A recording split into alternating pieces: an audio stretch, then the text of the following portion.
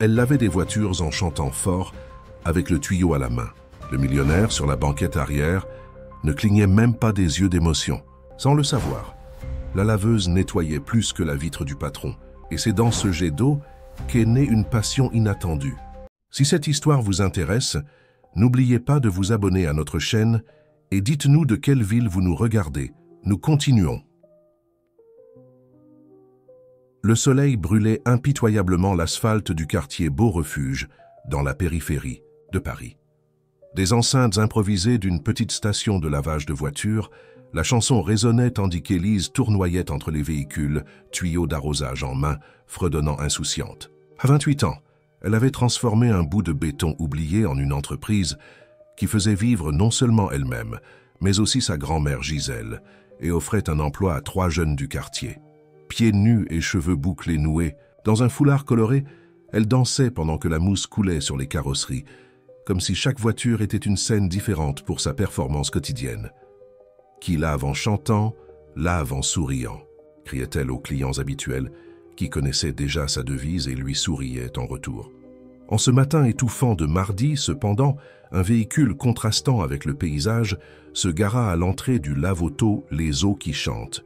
C'était un SUV noir, blindé, aux vitres teintées. Avant même que le conducteur ne descende, Élise s'était déjà approchée avec son style caractéristique. « Bonjour, monsieur.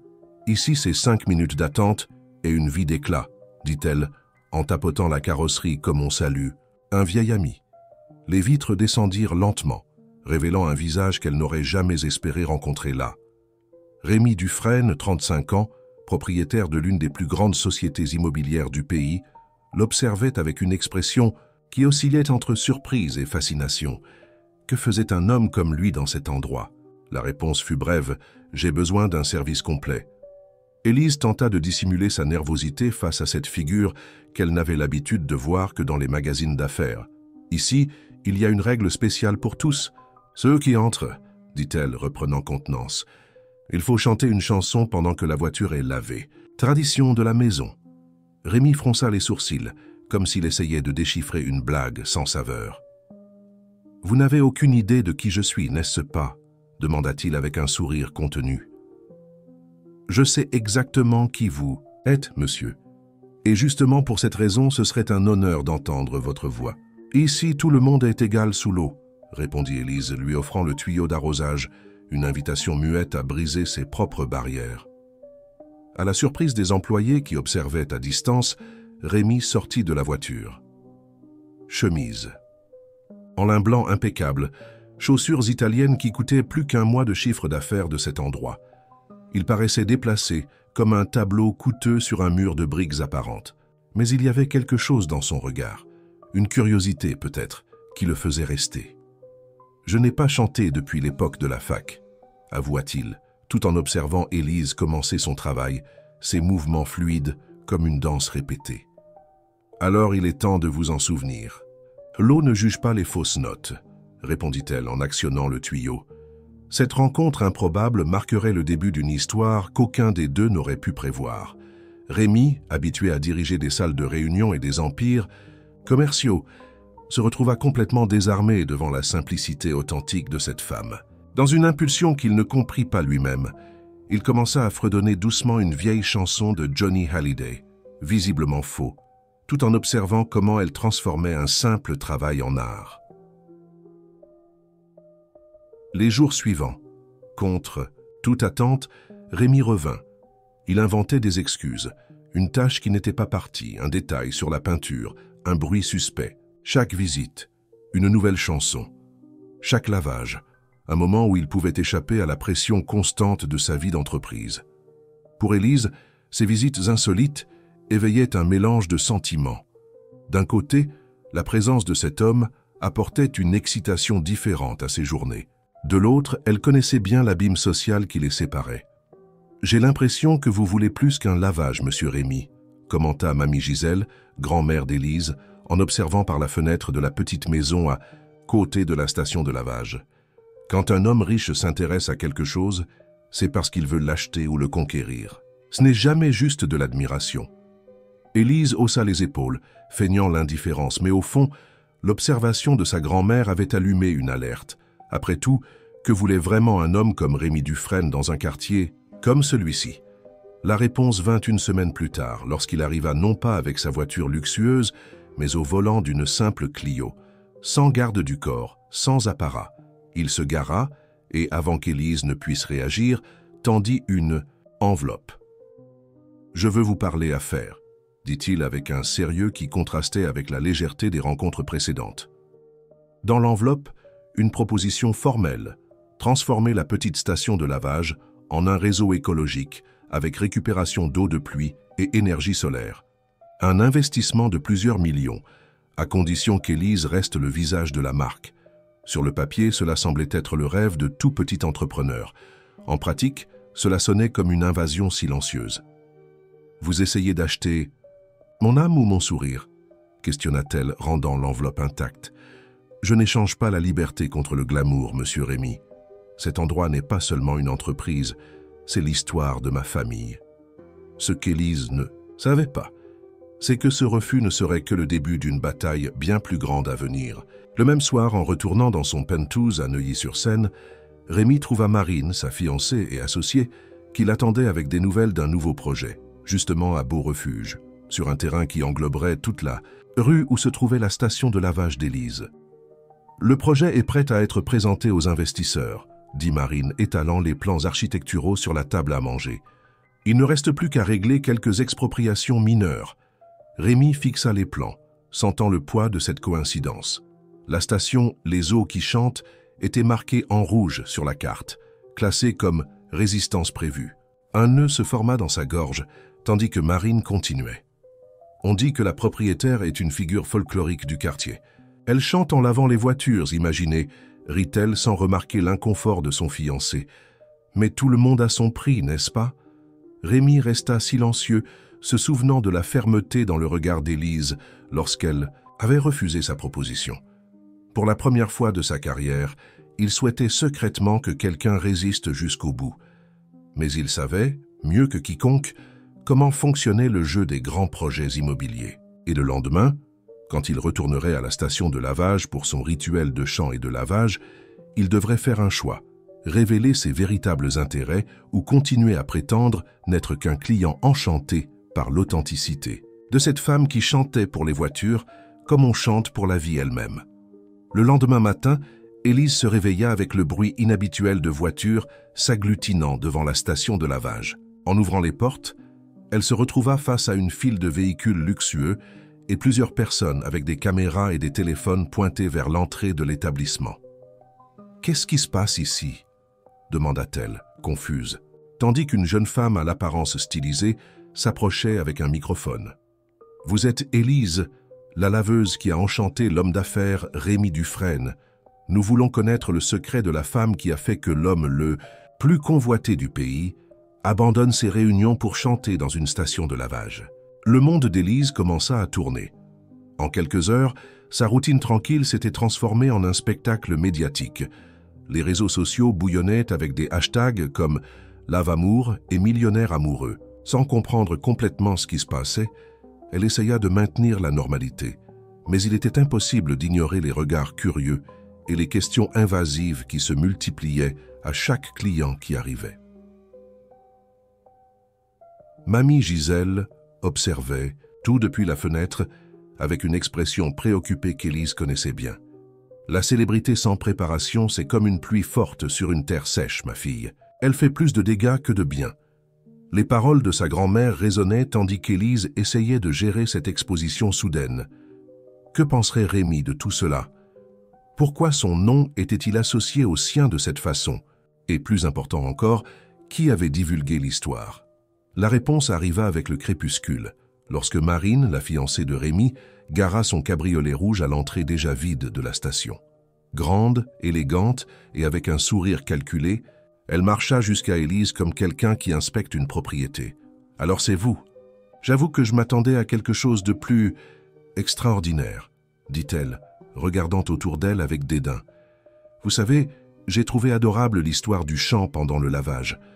Un gimmick marketing intéressant, mais je pense qu'il est temps de professionnaliser tout ça, vous ne croyez pas? Élise dévisagea la femme, comprenant immédiatement qui elle était. Les magazines People montraient souvent le couple power du marché immobilier. Rémi et Marine Vasconcelos, unis tant dans la vie que dans les affaires. Je ne suis pas intéressé à professionnaliser quoi que ce soit.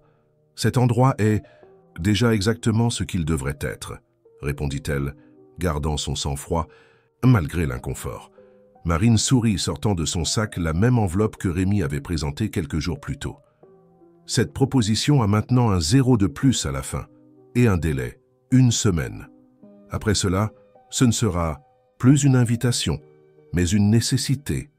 Laissant l'enveloppe sur le comptoir improvisé, Marine partit, laissant derrière elle le parfum cher et une menace voilée. Ce n'est que lorsqu'elle fut seule qu'Élise permit aux larmes de couler. Ce qui avait commencé comme une rencontre insolite entre des mondes distincts se révélait maintenant être une stratégie calculée, ou du moins, c'est ce qu'elle croyait. Ce qu'Élise ne savait pas, c'est que Rémi, à ce moment précis, faisait face à son propre dilemme. Assis dans son bureau au dernier étage d'un bâtiment imposant, il observait les lumières de la ville, tout en essayant de réconcilier l'homme d'affaires avec l'homme qui, pendant quelques instants, avait redécouvert la simplicité de chanter insouciant pendant que l'eau lavait plus que des voitures. Elle lavait aussi les couches de protection qu'il avait construites autour de lui-même. « Le conseil vous attend », annonça sa secrétaire, interrompant ses pensées. « Ils veulent connaître votre position sur le projet Beau Refuge. » Rémi ajusta sa cravate, se préparant à entrer dans la salle de réunion. Dans 1 semaine, le destin de la station « Les eaux qui chantent » serait décidé. Et avec lui, peut-être, le destin de sa propre âme. Le bourdonnement à la station de lavage augmentait jour après jour. Les anciens clients se mêlaient aux curieux et aux reporters de programmes sensationnalistes qui cherchaient à enregistrer le phénomène de la laveuse qui a enchanté le millionnaire. Élise, toujours expansive et communicative, commença à se replier sur elle-même. Son chant, autrefois spontané, devint mécanique, comme si elle exécutait un numéro répété pour répondre aux attentes d'un public inattendu. « Tu ne chantes plus avec ton âme », observa Pierre, l'un des jeunes qui travaillaient avec elle depuis le début de la station. À 19 ans, il avait trouvé dans l'établissement non seulement un emploi, mais un but après avoir abandonné ses études. « C'est comme si tu avais perdu ta joie. » Élise soupira, ajustant le foulard qui retenait ses cheveux. « Quand on devient une attraction, on cesse d'être une personne, Pierre. Maintenant, je suis la laveuse du millionnaire, » répondit-elle avec une trace d'amertume qui ne correspondait pas à sa personnalité solaire. Pendant ce temps, Rémi affrontait des batailles sur un autre front. Après la visite non autorisée de Marine à la station de lavage, une discussion animée prit place dans son appartement. « Tu crois vraiment que je m'intéresse à une laveuse de voiture ?» questionna Marine, incrédule. « Je veux juste garantir que notre projet se concrétise sans obstacles sentimentaux. »« Notre projet ?» rétorqua Rémi, sentant la colère monter. « Tu as modifié les plans sans me consulter. Tu as inclus cette rue sans mon approbation. » Marine rit, un rire froid qui révélait plus sur sa personnalité que n'importe quel discours. « Depuis quand te soucies-tu des détails, Rémi ? Tu es le visage de l'entreprise, je suis le cerveau. Ça a toujours été ainsi. Ou vas-tu me dire que tu as maintenant développé une conscience sociale à cause d'une femme qui chante en lavant des voitures ?» La question flotta dans l'air comme une accusation. Rémi savait que quelque chose avait changé en lui depuis la première fois qu'il avait vu Élise tournoyer entre les flaques de savon, libre comme il ne s'était jamais permis de l'être. Mais l'admettre à Marine serait l'admettre à lui-même. « Je veux revoir le projet. Nous pouvons nous étendre dans une autre direction, » dit-il finalement, essayant de paraître pratique. « Impossible. Les investisseurs ont déjà approuvé. Les études de faisabilité sont terminées. Et franchement, cette station de lavage ne vaut pas le sol sur lequel elle est construite, » répondit Marine, catégorique. « À moins que tu aies d'autres intérêts dans cet endroit. » Rémi détourna le regard, incapable de soutenir l'examen minutieux de sa fiancée. Son hésitation fut la confirmation dont Marine avait besoin. « Tu t'es vraiment impliqué avec elle ?» conclut-elle, sa voix oscillant entre incrédulité et mépris. Le grand Rémi Dufresne, amoureux d'une laveuse de voiture devenue même sur les réseaux sociaux. C'est pathétique, même selon tes normes de rébellion. « Ce n'est pas comme ça, Marine. tenta-t-il d'expliquer, mais les mots sonnaient, creux même pour lui. « Tu as une semaine pour résoudre ça, déclara-t-elle ramassant son sac, ou je le résoudrai à ma façon. Et tu sais que ma façon ne laisse généralement pas de survivants. » Tandis que Marine partait, laissant dans l'air la menace voilée, Rémi se retrouva face à un carrefour qui n'impliquait pas seulement les affaires, mais le type d'homme qu'il était devenu, et le type d'homme qu'il pourrait encore être. À la station de lavage, Élise menait ses propres batailles. La proposition d'achat, maintenant avec une valeur encore plus tentante, restait sur sa table. Mamie Gisèle, toujours prudente, encourageait sa petite fille à au moins la considérer. « L'argent ne fait pas le bonheur, ma fille, mais il nous aide à choisir où l'on veut être malheureux, » philosopha la vieille dame, tout en préparant un café fort pour toutes les deux. « Et cet argent pourrait garantir ce traitement pour ton dos que le médecin a recommandé. » Élise savait que sa grand-mère avait raison. Les années de travail physique avaient pris leur tribut, et les douleurs de dos qu'elle dissimulait, avec des sourires, exigeaient déjà une intervention. Pourtant, l'idée de livrer son rêve, construit avec tant de sacrifices, semblait une défaite personnelle. « Mamie, cet endroit n'est pas seulement une entreprise. C'est là que papa chantait quand il lavait la voiture de Monsieur Jules le dimanche. C'est là que tu m'as appris que le travail dur est digne. C'est notre histoire. » Mamie Gisèle serra la main de sa petite fille avec tendresse. « Les histoires. Ne payez pas les factures, ma belle. Et parfois, pour préserver une histoire, il faut tourner la page. » La conversation fut interrompue par le son d'un klaxon familier. Par la fenêtre, Élise vit la voiture de Rémi se garer. Pas le SUV luxueux, mais la Clio ordinaire qu'il utilisait quand il voulait passer inaperçu. Une tentative de plus en plus frustrée en raison de l'attention médiatique croissante. « Il est revenu », murmura-t-elle, sentant son cœur s'accélérer malgré elle. « Alors va découvrir ce qu'il veut vraiment », répondit Mamie Gisèle, sage comme toujours. « Et souviens-toi, un homme riche ne tombe amoureux que de deux choses, l'argent et le pouvoir. Tout le reste est passager. » Élise respira profondément et marcha jusqu'à la cour où Rémi l'attendait, paraissant fatigué et abattu. Rien, comme l'homme d'affaires confiant qui faisait la une des magazines économiques. « Vous avez disparu, » dit-elle sans détour. « J'avais besoin de réfléchir, » répondit-il, regardant autour de lui, remarquant comment l'endroit avait changé. Des banderoles improvisées avec le visage d'Élise, des caméras cachées dans les buissons, des curieux déguisés en clients. On dirait que nous sommes devenus un cirque. « Ce n'est pas moi qui ai créé le spectacle, » rétorqua Élise, croisant les bras défensivement. « Votre fiancée est venue ici, vous saviez? Elle est venue m'offrir de l'argent, beaucoup d'argent, plus que je n'aurais jamais rêvé d'avoir. » Rémi ferma les yeux un instant, comme s'il encaissait un coup physique. « Marine ne parle pas en mon nom. »« Non? Alors pourquoi la proposition qu'elle a apportée est la même que celle que vous avez montrée, juste avec plus de zéro ?» questionna Élise, sortant l'enveloppe froissée de la poche de sa salopette de travail. « Vous jouez avec moi? C'est une sorte d'expérience sociale? Voyons combien de temps la laveuse résiste. » La douleur dans sa voix était palpable. Rémi fit un pas en avant, mais elle recula. « Élise, je suis venu pour vous dire la vérité. Toute la vérité, dit-il avec un sérieux qui attira son attention. Et après que vous saurez, si vous voulez encore que je parte et ne revienne jamais, je respecterai ça. » À ce moment, un petit groupe de journalistes s'approcha, attiré par la présence de Rémi.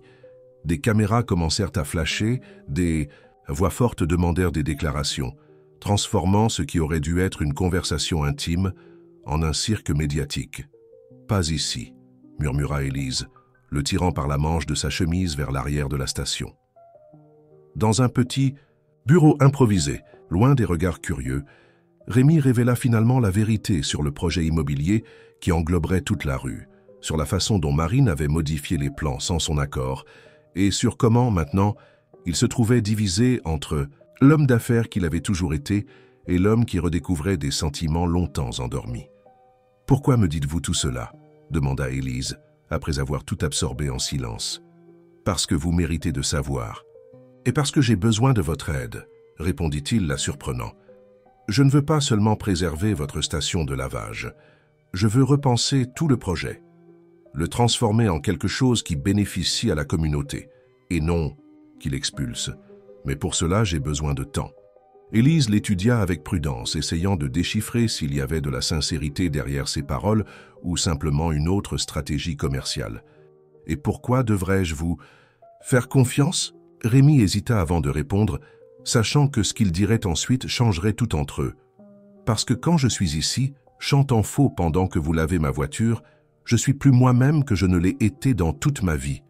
D'adulte, et j'ai peur de perdre ça. » Ce que Rémi ne savait pas, c'est que ces paroles, prononcées dans un petit bureau à l'arrière d'une station de lavage dans la périphérie de Paris, seraient le catalyseur d'une transformation qui affecterait non seulement leur vie, mais tout le quartier de Beau Refuge. Pour Élise, c'était le début d'un voyage qui testerait non seulement sa résistance, mais sa capacité à croire que parfois, même les contes de fées les plus improbables peuvent trouver des chemins inattendus pour devenir réalité.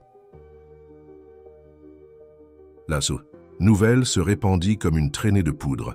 L'homme d'affaires Rémi Dufresne avait abandonné une réunion cruciale avec des investisseurs étrangers pour passer l'après-midi à laver des voitures aux côtés d'Élise au Hockey. Chante.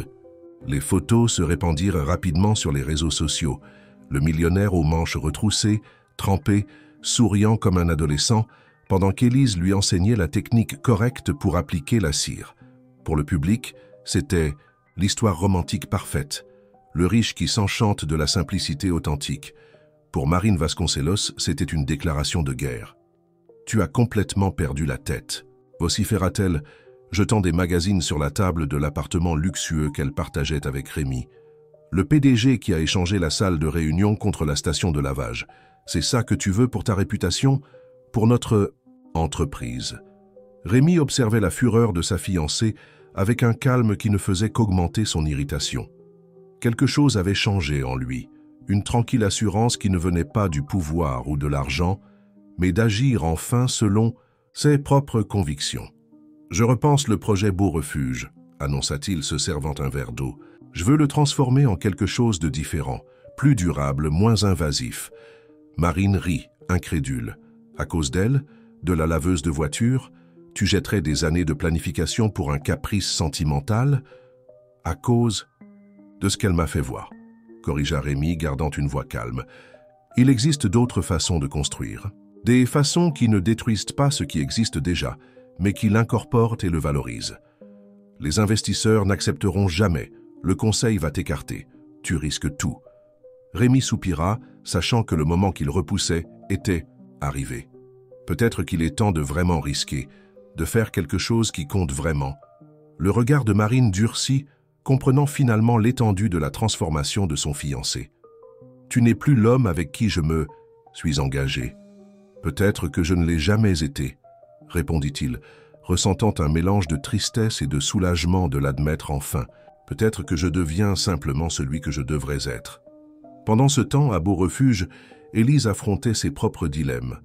L'exposition soudaine avait transformé la station de lavage en attraction touristique, attirant non seulement des curieux, mais aussi divers intérêts. Une maison de production offrit une télé-réalité. Une marque de produits de nettoyage proposa un contrat d'égérie. Un entrepreneur local suggéra de franchiser le concept de lavage en musique. L'argent, qui avait toujours été rare, semblait maintenant surgir de toutes les directions.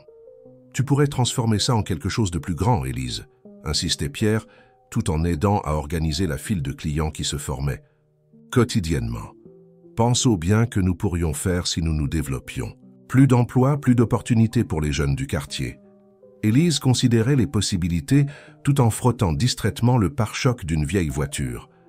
L'idée de grandir, de transformer sa petite entreprise en quelque chose de plus grand était tentante, mais elle craignait de perdre l'essence de ce qui rendait les eaux qui chantent spéciales. L'intimité, la connexion personnelle, la liberté d'être elle-même sans répondre à des investisseurs ou des consultants.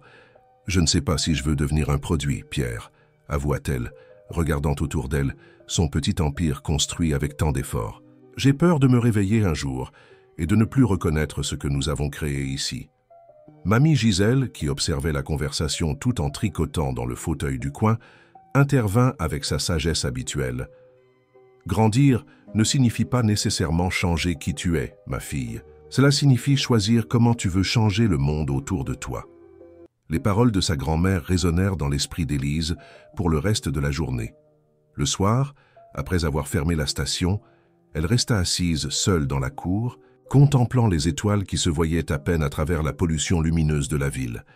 C'est alors qu'elle entendit le son familier de pas qui s'approchaient.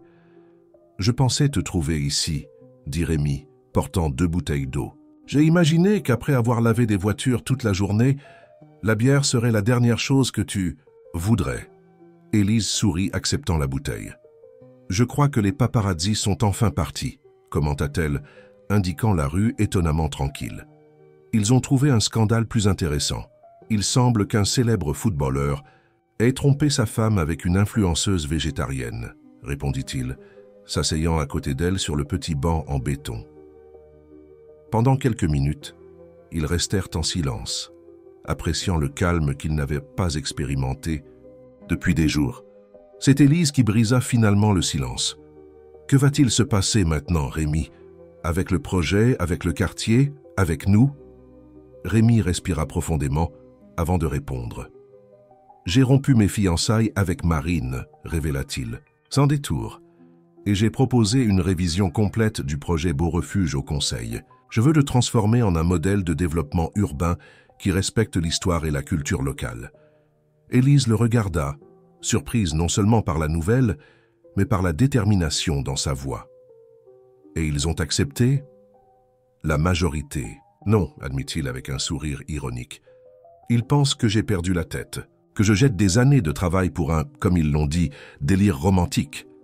Et ont-ils tort ?» demanda-t-elle, sentant son cœur s'accélérer.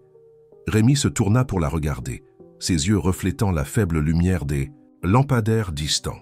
« Sur le délire, je ne sais pas, mais sur le romantisme. » Il hésita, cherchant les mots justes. « Je pense que je n'ai jamais été aussi lucide de toute ma vie. » Avant qu'Élise ne puisse répondre, ils furent interrompus par le son strident d'un klaxon. Une voiture officielle de la mairie se gara à l'entrée de la station et un homme en costume impeccable en descendit, portant une serviette. « Mademoiselle Élise Dupont ?»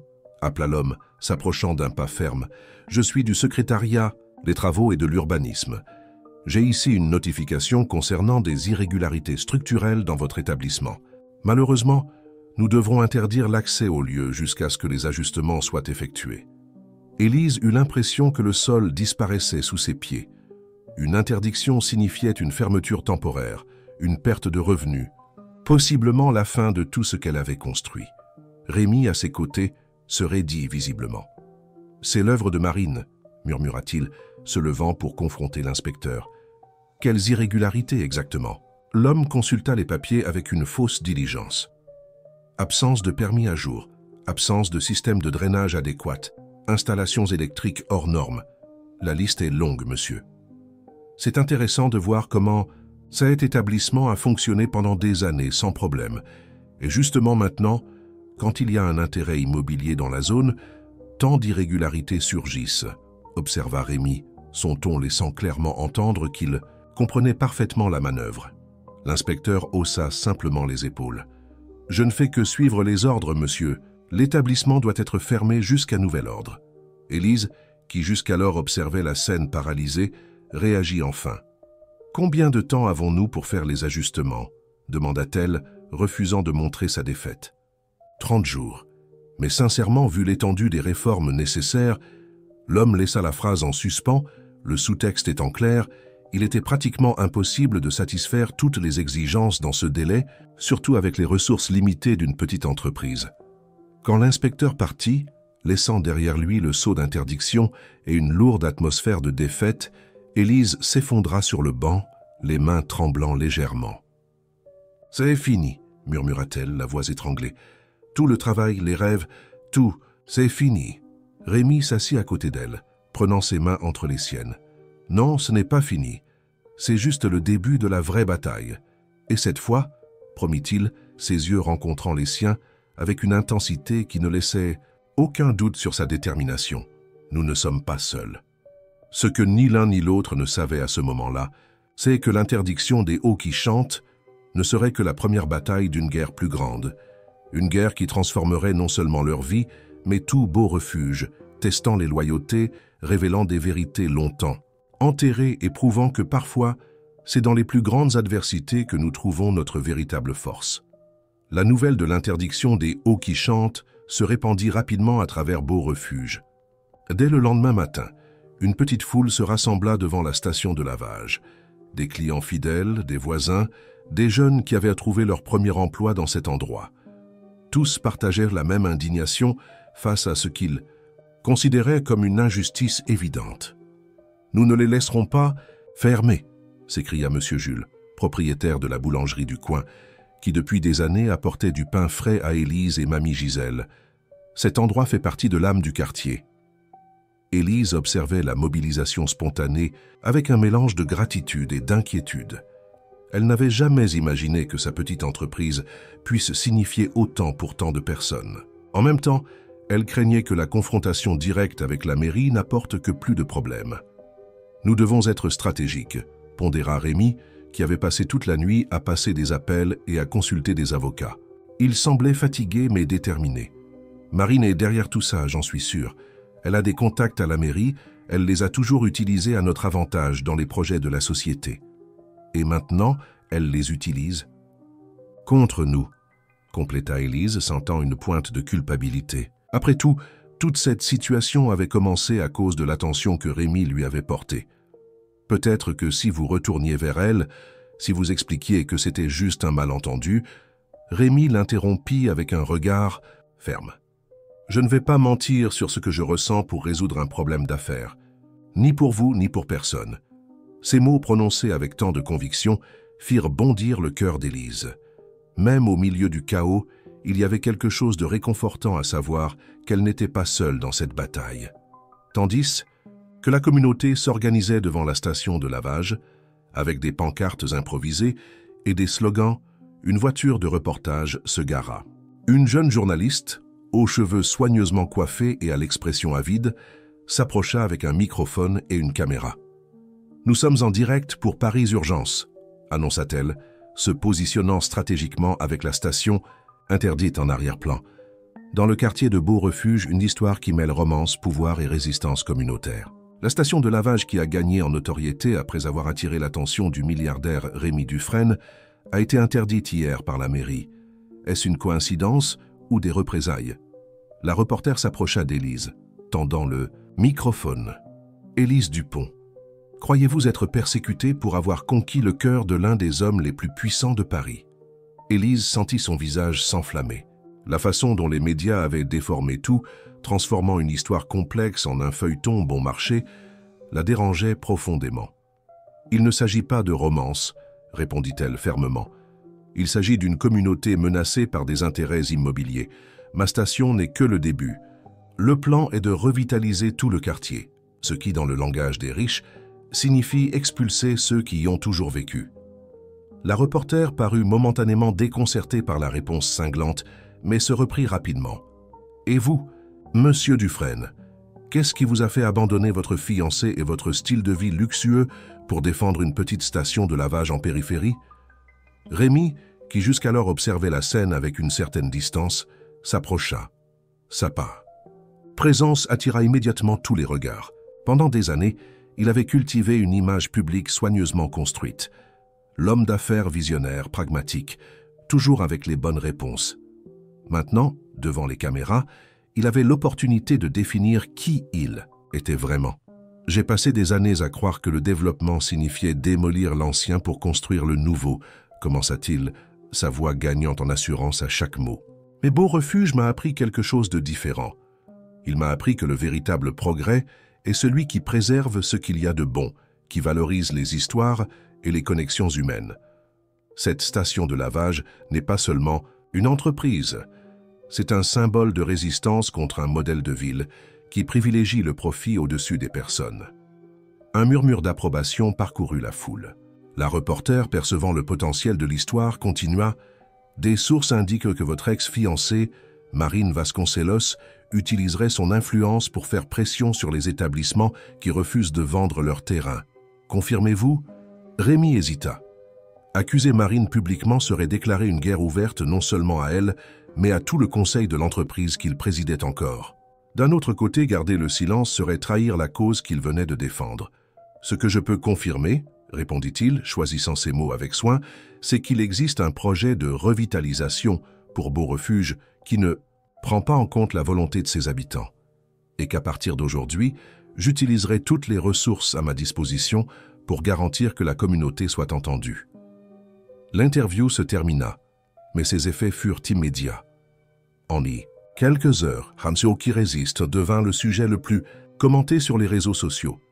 Des artistes, des influenceurs et des politiciens d'opposition commencèrent à se manifester en soutien à la station. Ce qui était une dispute locale se transforma rapidement en un symbole de la lutte contre la spéculation immobilière dans la ville. À la fin de cette journée, quand la foule se dispersa enfin, Élise et Rémi s'assirent à l'arrière de l'établissement interdit, épuisés, mais avec une nouvelle détermination. « Et maintenant, Hyde ?» demanda-t-elle, observant le ciel qui s'assombrissait rapidement, comme s'il annonçait la tempête à venir. « Maintenant, nous allons lutter », répondit Rémi, tenant sa main avec un naturel qui les surprit tous les deux. « Pas seulement pour la station de lavage, mais pour tout le quartier. Et nous utiliserons les mêmes armes qu'eux, l'argent, l'influence, les médias. Vous êtes sûr de vouloir faire ça ?» questionna Élise, l'inquiétude évidente dans sa voix. « Vous pourriez tout perdre, votre entreprise, votre réputation. » Rémi sourit, un sourire fatigué mais authentique.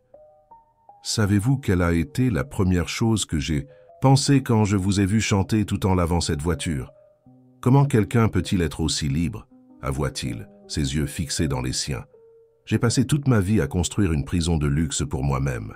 Peut-être est-il temps de découvrir ce qui existe au-delà de ces barreaux. » Cette nuit-là, tandis que Beau-Refuge s'endormait, une alliance improbable commençait à se former.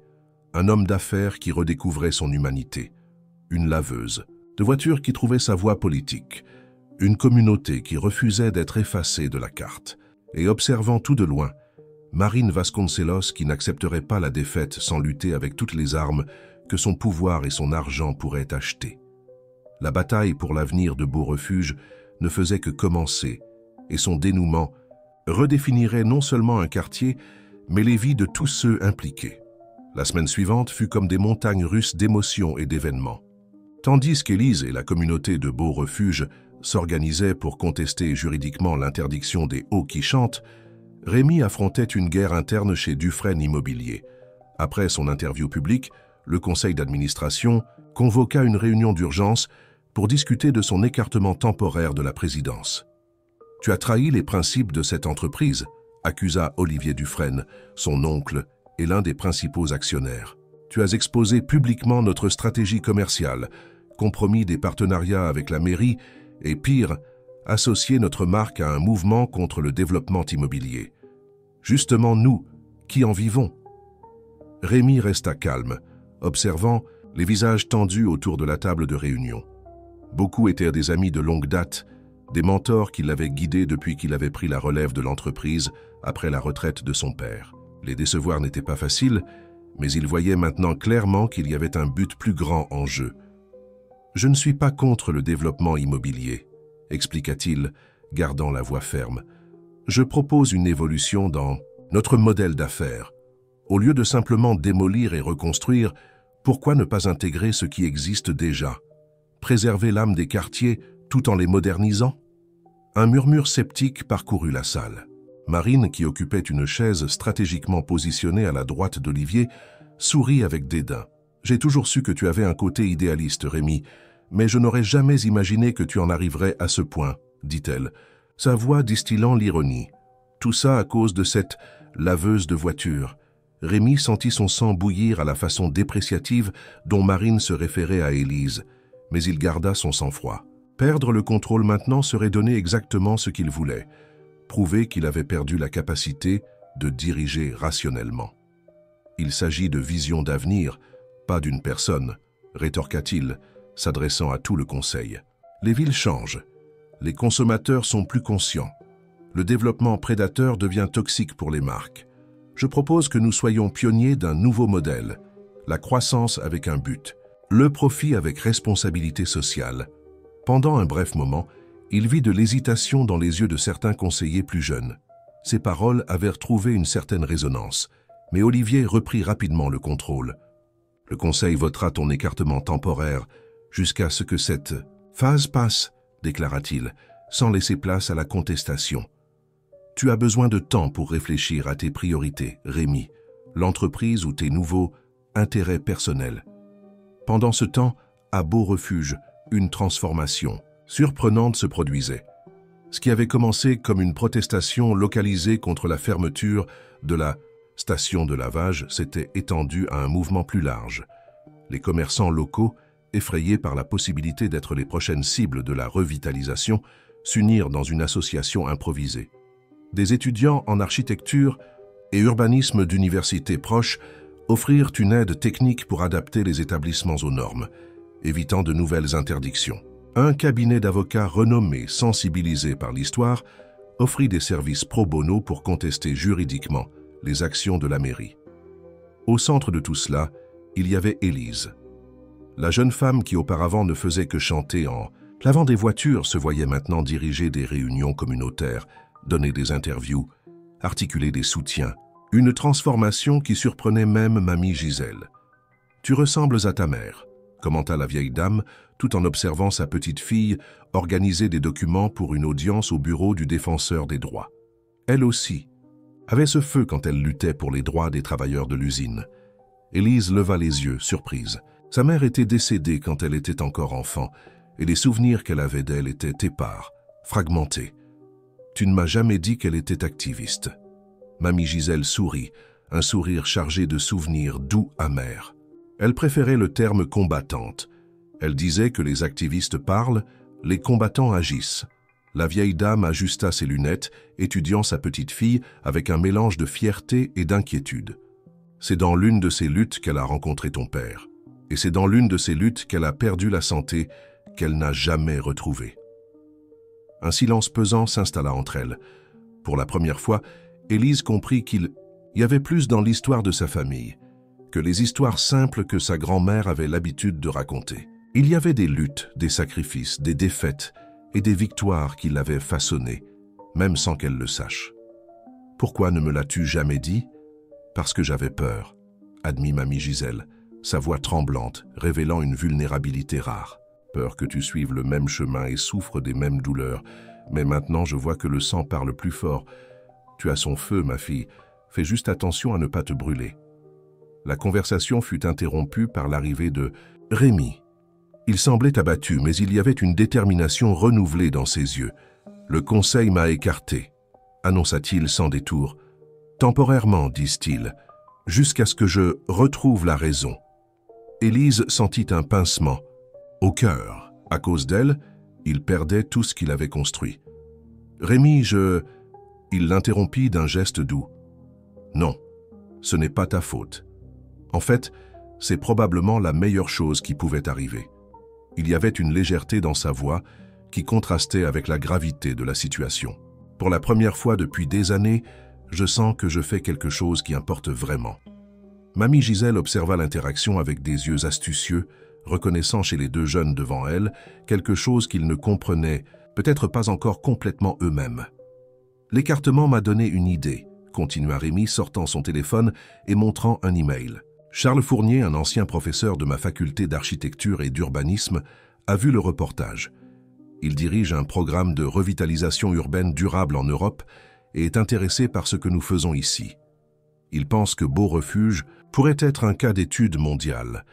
Les yeux d'Élise s'illuminèrent à cette possibilité. « Tu penses qu'il pourrait nous aider à développer un projet alternatif ? Un plan de développement qui n'expulse pas les habitants originaux ? » « Pas seulement cela, » répondit Rémi, l'enthousiasme grandissant dans sa voix. « Il a accès à des fonds internationaux pour des projets pilotes. Si nous parvenons à élaborer une proposition solide, nous pourrions obtenir un financement indépendant de la société ou de la mairie. » Pour la première fois depuis des jours, un sourire sincère illumina le visage d'Élise. C'était plus qu'un espoir, c'était un plan concret. « Nous aurons besoin de toute la communauté impliquée, » dit-elle, réfléchissant déjà aux prochaines étapes. Chaque commerçant, chaque résident doit sentir qu'il fait partie de cela. « Et nous aurons besoin d'un espace pour les réunions et la planification, » ajouta Rémi. Puisque la station est interdite, il hésita, une idée se formant. « Et si nous transformions temporairement les eaux qui chantent en un centre communautaire, Un point de rencontre pour planifier l'avenir du quartier? Les yeux d'Élise brillèrent à cette possibilité. Ce qui avait commencé comme une tragédie personnelle pourrait se transformer en quelque chose de bien plus grand. Pas seulement le sauvetage de sa petite entreprise, mais la réinvention de tout. Un quartier. Ce qu'aucun d'entre eux ne soupçonnait cependant, c'est que pendant qu'ils traçaient des plans pleins d'espoir à l'arrière de la station interdite, Marine Vasconcelos élaborait aussi sa stratégie. Avec Rémi temporairement écarté de la présidence, elle avait maintenant un accès illimité aux ressources de la société, et elle était prête à les utiliser pour garantir que le projet Beau Refuge avance, à tout prix. La guerre pour l'avenir du quartier était sur le point d'entrer dans sa phase la plus décisive, et tous n'en sortiraient pas indemnes de la bataille à venir. Transformer une station de lavage interdite en un centre communautaire de planification urbaine ne fut pas une tâche facile, mais en quelques semaines, les eaux qui chantent étaient devenues le cœur battant de la résistance de Beau Refuge. Les murs autrefois décorés d'affiches de voitures exhibaient maintenant des cartes détaillées du quartier, des plans d'étages de bâtiments historiques et des propositions d'intervention urbaine durable. Des tables de travail avaient remplacé les équipements de lavage et un vieux tableau noir donné par l'école municipale voisine affichait des chronogrammes et des tâches. Le professeur Charles Fournier, qui avait accepté l'invitation de Rémi pour orienter le projet, observait émerveillé l'énergie qui émanait de cet espace improvisé. En 30 ans de travail en urbanisme social, je n'ai jamais vu une mobilisation aussi organique, commenta-t-il, tout en accompagnant Élise et Rémi dans une ronde sur place. Généralement, ces projets commencent de haut en bas, avec des technocrates décidant ce qui est le mieux pour la communauté. Ici, c'est l'inverse. Élise sourit, secrètement fière. Ces dernières semaines, elle avait découvert des talents qu'elle n'imaginait même pas posséder. Facilité à articuler différents groupes, capacité à traduire des concepts techniques en langage accessible, et surtout, le don d'inspirer les gens à croire en la possibilité de changement. Nous avons encore un long chemin à parcourir, pondéra-t-elle réaliste. La mairie n'a répondu à aucun de nos recours contre l'interdiction et la société continue d'acheter des propriétés dans les environs. Mais chaque jour où nous retardons leur projet est une victoire, compléta Rémi, qui, ces derniers temps, avait adopté un look plus informel, échangeant les costumes impeccables contre des jeans et des t-shirts. L'écartement de la présidence, qui devait être une punition, était devenu une libération inattendue. Et plus nous avançons dans notre proposition alternative, plus nous gagnons en force. Le projet qu'il développait, baptisé Beau Refuge Vivant, proposait une approche radicalement différente de la revitalisation urbaine. Au lieu de démolir pour construire de nouveaux développements, il misait sur la réforme et l'adaptation de ce qui existait déjà, préservant la mémoire architecturale et culturelle du quartier. Des logements populaires seraient intégrés à de nouveaux commerces. Des espaces publics revitalisés connecteraient différentes zones.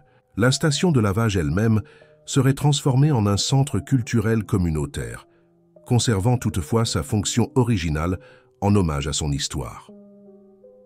Le financement international est pratiquement garanti, annonça Charles, après avoir analysé la dernière version de la proposition. Mes contacts à l'Union européenne ont été impressionnés par le potentiel de réplicabilité du modèle. S'il fonctionne ici, il pourrait être adapté à d'autres périphéries urbaines autour du monde. La nouvelle fut reçue avec enthousiasme, mais Rémi restait prudent. Nous avons encore besoin de soutien politique local. Tant que la mairie sera alignée avec la société, chaque pas sera une bataille. Comme pour confirmer ses paroles, à ce moment précis, le téléphone d'Élise sonna. C'était mamie Gisèle, qui était restée à la maison en raison d'une légère grippe. « Ma fille, il y a une jeune femme ici qui veut te parler, » dit la grand-mère, sa voix trahissant un certain malaise. Elle dit qu'elle est journaliste au magazine Panorama. Élise fronça les sourcils. Le magazine Panorama était connu pour ses reportages d'investigation et son alignement avec des groupes d'entreprises. « J'arrive », répondit-elle, et, se tournant vers Rémi et Charles, elle expliqua rapidement la situation. En arrivant chez elle, elle trouva une jeune femme élégante assise dans le salon simple, conversant avec mamie Gisèle. Elle se présenta comme Camille Montier, reporter spécial de Panorama. « Nous préparons un article spécial sur la revitalisation urbaine. expliqua la journaliste, son ton professionnel masquant ses véritables intentions. Et le cas de Beau Refuge a attiré beaucoup l'attention. C'est bien que les médias s'intéressent à notre projet alternatif, répondit Élise prudente. Plus nous avons de visibilité, plus nous avons de force. Un sourire énigmatique se forma sur les lèvres de Camille. En fait, nous sommes plus intéressés par les motivations derrière le projet, dit-elle, sortant de son sac une enveloppe, ou devrais-je dire par les relations qui l'ont générée. D'un geste calculé, la journaliste étala sur la table quelques photographies. Élise et Rémi y apparaissaient dans divers moments d'intimité, conversant main dans la main à l'arrière de la station de lavage, partageant une étreinte après une réunion communautaire réussie, et plus récemment, qu'un baiser discret échangé lorsqu'ils pensaient être seuls. L'histoire du millionnaire qui abandonne tout par amour pour une laveuse de voiture est émouvante, continua Camille, sa voix portant maintenant une subtile acidité. Mais, et s'il y avait plus dans cette histoire? Et si par exemple vous vous connaissiez déjà avant? Si toute cette romance n'était qu'une façade pour d'autres intérêts? Élise sentit son sang se glacer dans ses veines. L'insinuation était claire. Il fabriquait une narration qui transformerait sa lutte légitime en un schéma obscur. « Je ne sais pas de quoi vous parlez, » répondit-elle, gardant son sang-froid malgré la panique croissante. « J'ai rencontré Rémi quand il a amené sa voiture à laver, comme toute la ville le sait déjà. » Camille se pencha en avant, son regard prédateur. « Vous êtes sûr? Parce que nous avons des informations selon lesquelles votre père, avant de disparaître, a travaillé pour la famille Dufresne, et que peut-être cette coïncidence n'en est pas vraiment une. » Élise eut l'impression de recevoir un coup de « poing ». Son père, travaillant pour les Dufresne? Cela n'avait aucun sens. Son père avait été un simple mécanicien qui avait abandonné la famille quand elle était enfant. Du moins, c'est ce que mamie Gisèle avait toujours raconté. Elle se tourna instinctivement vers sa grand-mère, cherchant confirmation que c'était un mensonge absurde. Mais ce qu'elle trouva fut le visage pâle de la vieille dame, les yeux écarquillés dans une expression qu'Élise n'avait jamais vue, la peur pure et cristalline. « Je pense que cette interview est terminée, » déclara Élise, se levant brusquement. « S'il vous plaît, quittez ma maison. » Camille sourit, recueillant les photos avec un calme étudié. « Bien sûr, j'ai déjà ce que je suis venue chercher. » Et regardant directement mamie Gisèle, elle ajouta « Ce fut un plaisir de vous rencontrer, madame. Je suis certaine que nous avons beaucoup plus de choses à nous dire à l'avenir. » Quand la porte se referma derrière la journaliste, un silence pesant s'empara du petit salon. Élise dévisagea sa grand-mère, sentant son monde entier trembler sous ses pieds.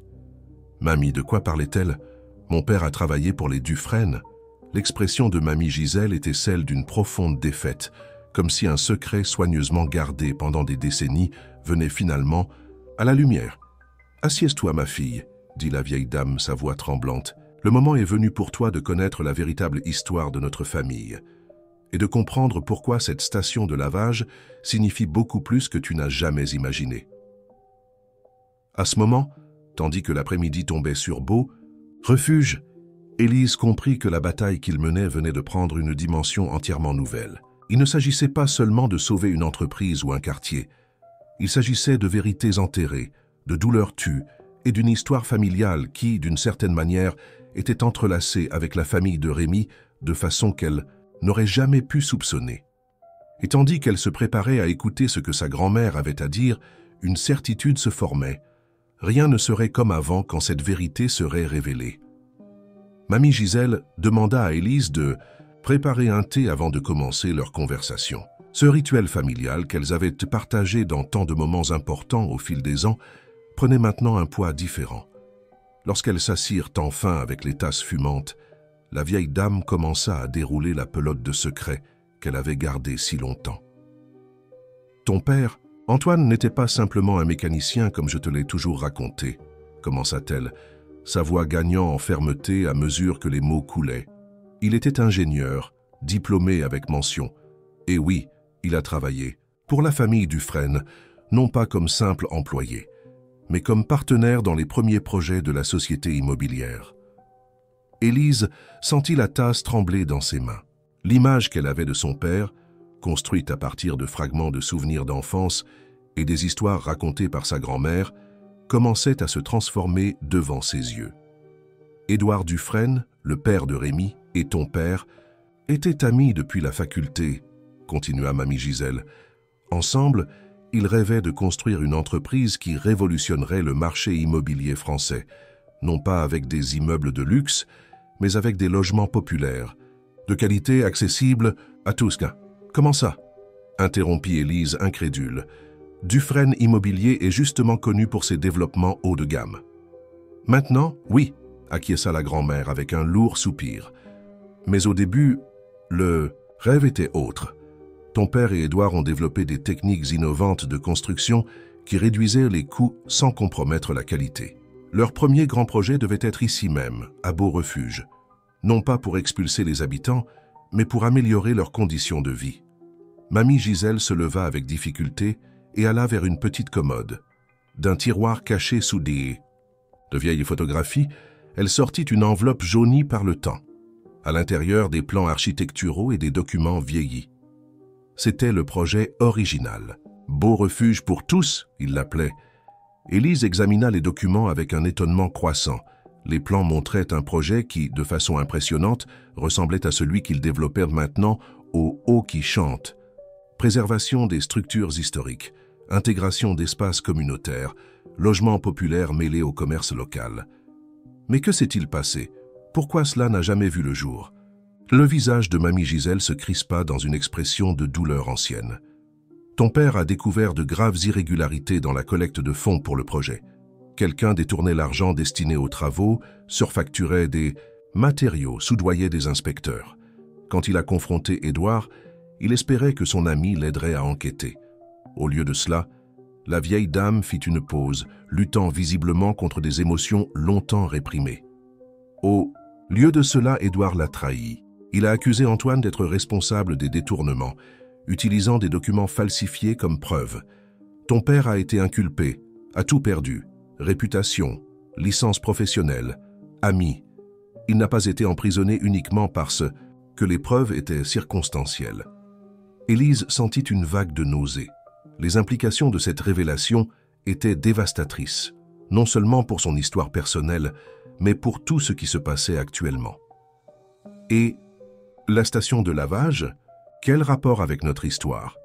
Mamie Gisèle sourit tristement. Ce terrain faisait partie du projet original. Il devait être le centre communautaire du nouveau Beau-Refuge.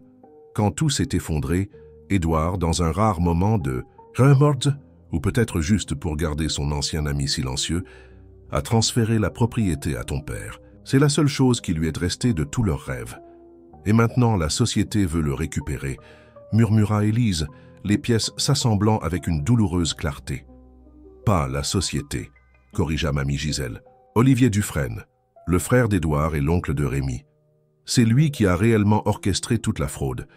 Édouard s'est simplement tu, choisissant de protéger son frère plutôt que son ami. Et maintenant, Olivier voit l'opportunité parfaite d'effacer les derniers vestiges de cette histoire. Une question cruciale planait dans l'air, et Élise trouva finalement le courage de la verbaliser. Et Rémi, il est au courant de tout. Ça, l'expression de mamie Gisèle s'adoucit. Je ne crois pas.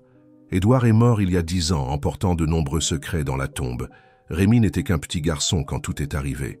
Et d'après ce que je vois en lui par sa façon d'agir et de parler, il a hérité davantage du père original, l'idéaliste, le rêveur, que de l'homme qu'Édouard est devenu après. Élise sentit le poids de cette vérité comprimée, sa poitrine. Il y avait quelque chose de profondément ironique et en même temps poétique dans le fait que, 30 ans plus tard, le fils d'Édouard et la fille d'Antoine essayaient, sans le savoir, de ressusciter le rêve que leur père avait partagé et perdu. « Pourquoi ne me l'as-tu jamais dit ?» demanda-t-elle, incapable de contenir l'amertume dans sa voix.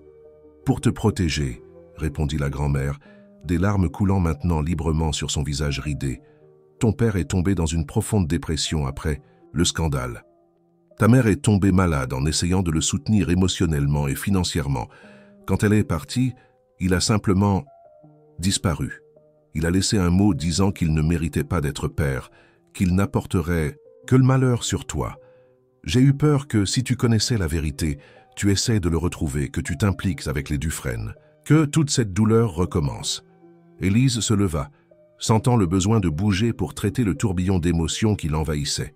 Son père n'avait pas été un simple lâche qui avait abandonné sa famille, comme elle l'avait toujours cru. Il y avait une histoire bien plus complexe et douloureuse derrière son absence. « Et maintenant, cette journaliste a tout découvert, » réfléchit-elle à voix haute. « Marine doit être derrière tout ça. Elle va utiliser cette histoire pour me discréditer, pour détruire tout ce que nous avons construit. » Mamie Gisèle acquiesça gravement. Pas seulement cela, elle l'utilisera pour éloigner définitivement Rémi. Quel homme resterait aux côtés de la fille de l'homme qui aurait supposément trahi sa famille? Quelle entreprise accepterait un président qui s'associe aux ennemis de son fondateur?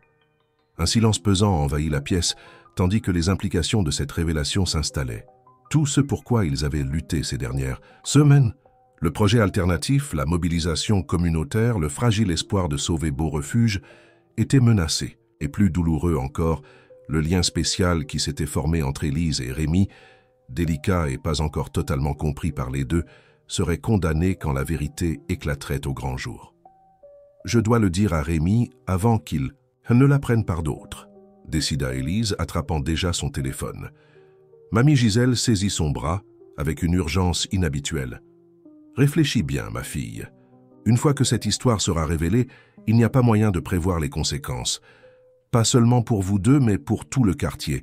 Peut-être... » Elle hésita, comme si ce qu'elle était sur le point de suggérer allait à l'encontre de tout ce en quoi elle croyait. Peut-être vaut-il mieux accepter leur proposition. Reconstruire ailleurs, laisser le passé derrière, comme nous l'avons toujours fait. Mais Élise n'était plus la même.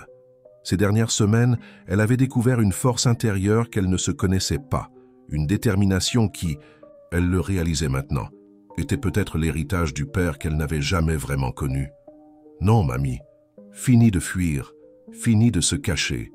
Si cet endroit signifie tant, s'il porte l'histoire du rêve de mon père, alors ça vaut encore plus la peine de se battre pour lui, déclara-t-elle, avec une fermeté qui la surprit elle-même. Et quant à Rémi, il mérite de connaître la vérité, même si cela signifie le perdre.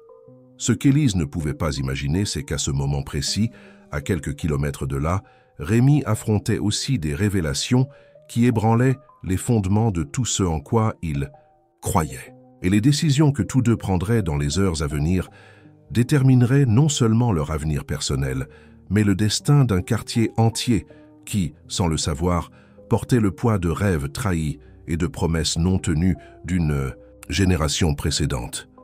Alors qu'Élise absorbait les révélations sur son passé familial, Rémi affrontait son propre moment de vérité.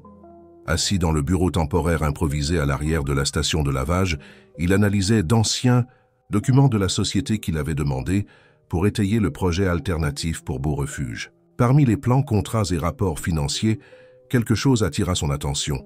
Un dossier jauni avec l'inscription « Projet original, Beau-Refuge pour tous, 1992 ». Curieux, il l'ouvrit et sentit l'air s'échapper de ses poumons. Devant lui se trouvaient des projets architecturaux étonnamment similaires à ceux que lui et l'équipe communautaire avaient développés ces dernières semaines. Plus impressionnante encore, sur la première page, une dédicace manuscrite. Pour Édouard et Antoine qui rêvent d'une ville plus juste, que ce soit seulement le premier de nombreux projets révolutionnaires, professeur Charles Fournier. Le même, Charles Fournier qui les conseillait maintenant. Et Antoine, serait-ce possible? Le bruit de pas lui fit lever les yeux. Charles entrait dans le bureau portant du café pour tous deux. En voyant le dossier ouvert sur la table, le professeur s'arrêta, son expression passant de la surprise à la résignation.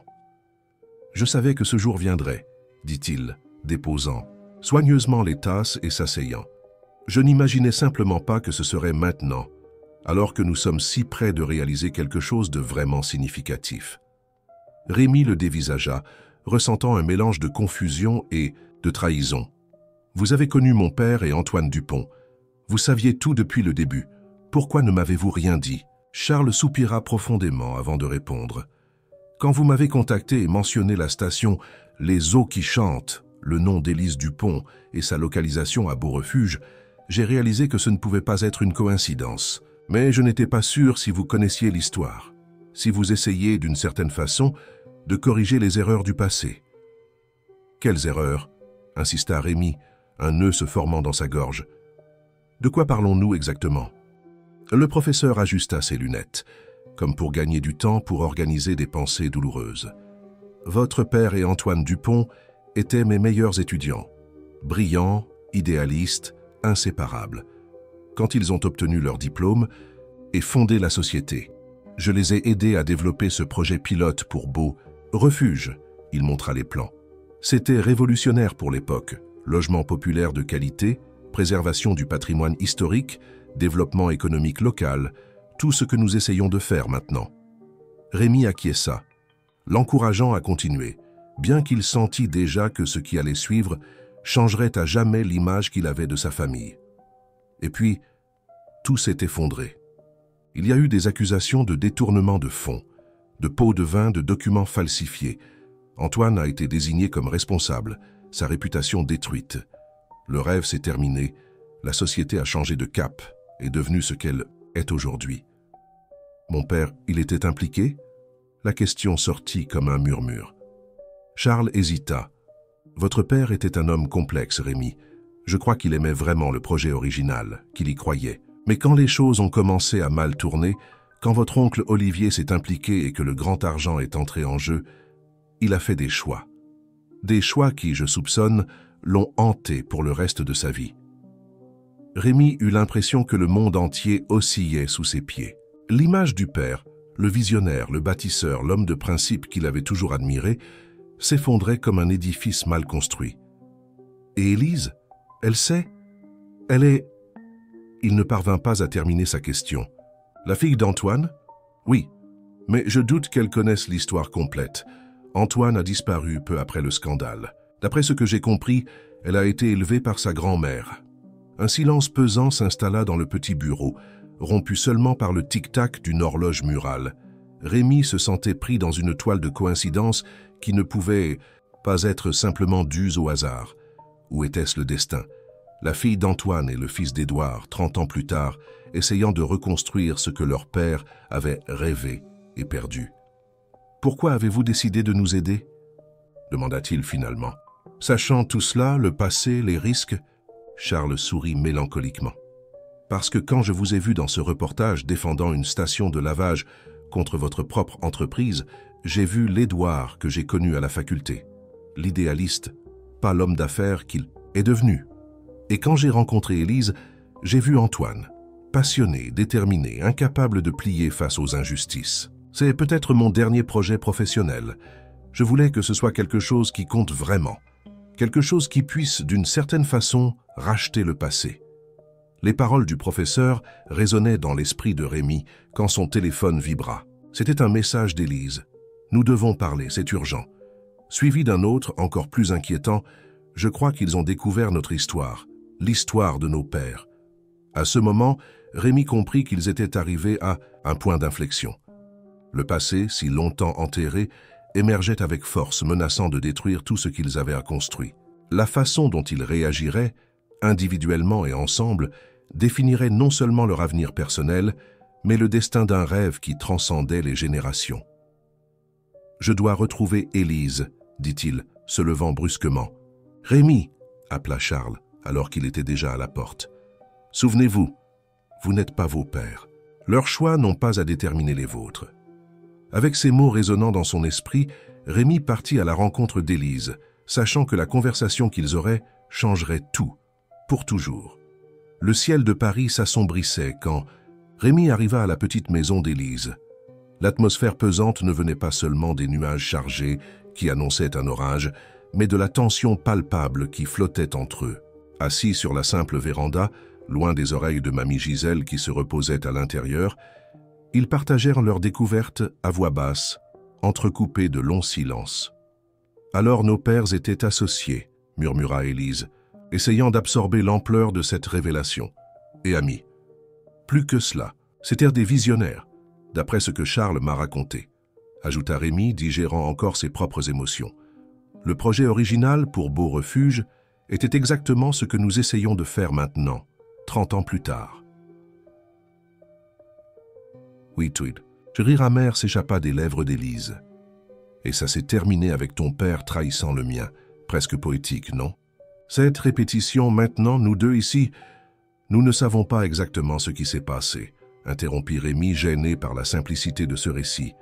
Charles a dit que mon père était complexe, qu'il a fait des choix difficiles. Et ton père aussi a disparu, vous a abandonné, toi et ta grand-mère.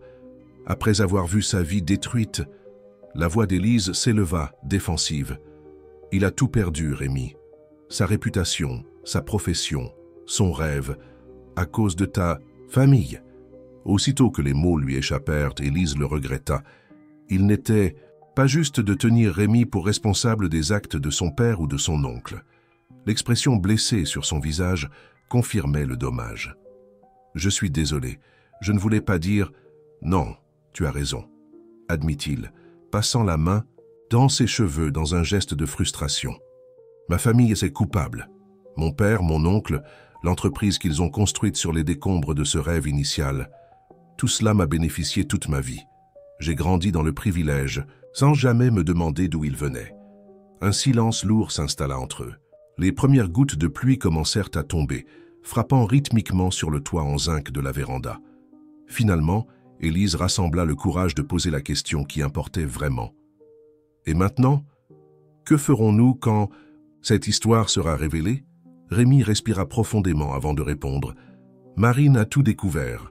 La journaliste qui est venue ici travaille pour elle. L'article devrait sortir bientôt, exposant notre lien familial, suggérant que tout ceci... » Il fit un geste vague, englobant la station de lavage, le projet alternatif. Le mouvement communautaire est une sorte de vengeance élaborée ou un coup publicitaire, détruisant notre crédibilité, compléta Élise, la réalité de la situation pesant lourdement sur ses épaules. Personne ne croira que nous nous sommes rencontrés par hasard, que ce projet est né organiquement. Rémi acquiesça sombrement. Le conseil de l'entreprise utilisera cela pour m'écarter définitivement. La mairie aura le prétexte parfait pour ignorer nos appels. Les investisseurs internationaux que Charles est en train de convaincre reculeront probablement, craignant de s'impliquer dans un scandale. Les implications étaient dévastatrices. En quelques jours, semaines tout au plus, tout ce pourquoi ils s'étaient battus s'effondrerait. Et plus douloureuse encore, la connexion personnelle qu'ils avaient développée, ce rapprochement délicat qu'aucun des deux n'avait le courage de nommer complètement, serait à jamais entaché par les ombres du passé. Peut-être, commença Élise hésitante, peut-être vaut-il mieux nous éloigner maintenant, avant que la bombe n'éclate. Tu pourrais retourner à l'entreprise, dire que tout était une erreur, que tu as été manipulé, et abandonner tout ce que nous avons construit. Abandonner le quartier, la communauté, abandonner... Il ne termina pas la phrase, mais le toit non dit flotta dans l'air entre eux, chargé de signification. Pour sauver ce qui peut l'être, argumenta-t-elle, bien que chaque mot fasse mal, comme si elle s'arrachait un morceau d'elle-même. Tu as encore de l'influence. Tu peux encore atténuer les dégâts si tu reprends les commandes. Peut-être réussiras-tu à préserver une partie du projet, l'adapter... Non. La fermeté dans la voix de Rémi les surprit tous les deux. Je ne vais pas répéter les erreurs de mon père. Je ne vais pas choisir la voie facile, le compromis commode. Je ne vais pas trahir ce en quoi je crois. Et surtout, il se rapprocha, prenant ses mains entre les siennes. Je ne vais pas t'abandonner. Les yeux d'Élise se remplirent de larmes qui se mêlaient aux gouttes de pluie qui tombaient maintenant plus intensément, éclaboussant la véranda. Mais que pouvons-nous faire? La vérité va tout détruire. Une lueur de détermination apparut dans le regard de Rémi. Et si, au lieu de la cacher, nous l'embrassions? Et si nous racontions l'histoire complète, nous-mêmes, à notre façon? La proposition était audacieuse, presque téméraire. Exposer volontairement le passé qu'ils venèrent de découvrir, les liens familiaux, les erreurs et trahisons, tout cela pourrait aussi bien les sauver que les détruire complètement. Tu suggères que nous fassions quoi? Une conférence de presse? Un communiqué? Je suggère quelque chose de plus grand, répondit-il, l'idée se cristallisant au fur et à mesure qu'il parlait. Un événement public, ici même, à la station. Nous invitons la communauté, la presse, même le conseil de l'entreprise et des représentants de la mairie. Nous présentons notre projet alternatif et avec lui, nous révélons l'histoire complète.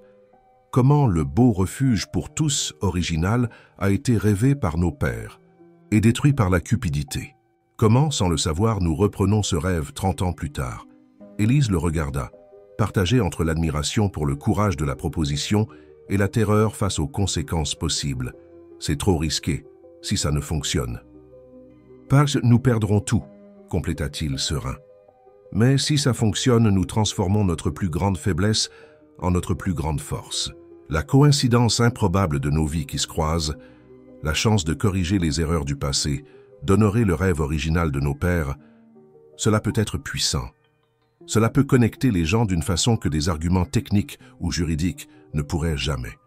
La pluie tombait maintenant, intensément, créant un rideau d'eau autour de la véranda.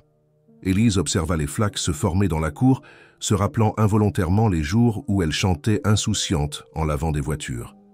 Comme sa vie avait changé en si peu de temps, d'une simple laveuse de voitures à protagoniste d'une histoire qui entrelaçait passé et présent, rêve perdu et espoir renaissant. « Et si ça ne marche pas ?» demanda-t-elle enfin, sa voix presque inaudible sous le rugissement de la pluie. Rémi serra doucement ses mains, son regard transmettant une certitude que ses paroles seules ne pouvaient exprimer. « Alors, au moins, nous aurons lutté. Avec honnêteté, nous serons restés fidèles à ce en quoi nous croyons, et cela, Élise, vaut déjà plus que n'importe quelle victoire construite sur des mensonges ou des demi-vérités. » À ce moment, tandis que l'orage fouettait Paris, deux âmes que le destin avait rapprochées par des chemins tortueux firent un pacte silencieux. Ils affronteraient ensemble ce qui viendrait, honorant non seulement leur propre lien naissant, mais aussi le rêve que leur père avait partagé et perdu.